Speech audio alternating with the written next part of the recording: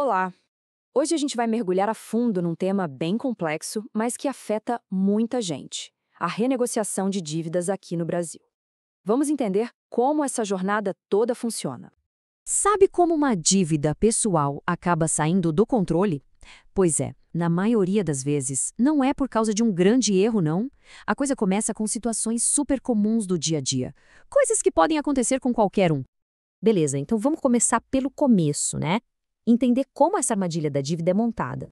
Olha só, a jornada para se endividar geralmente começa com gatilhos bem conhecidos.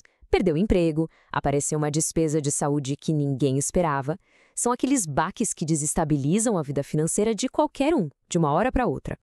Mas os problemas pessoais são só um pedaço da história, viu?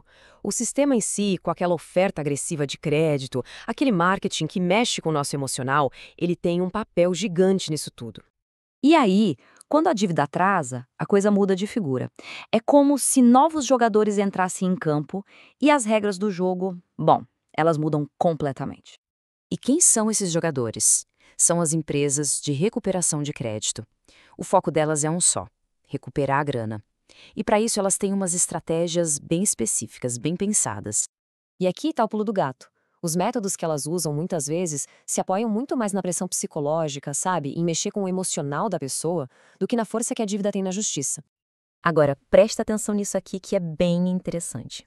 A pressão da cobrança não é aleatória, não. Ela é toda orquestrada, sabe? E o alvo é sempre esse prazo legal super importante de 5 anos. E qual é a arma mais poderosa nesse jogo todo?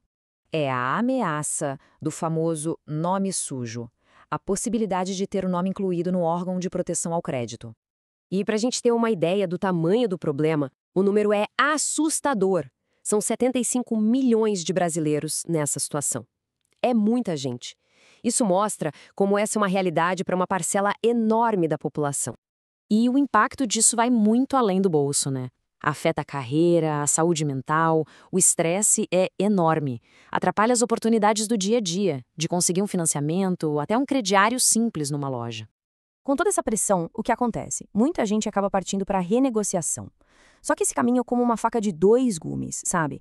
Tem riscos escondidos que nem todo mundo vê de cara.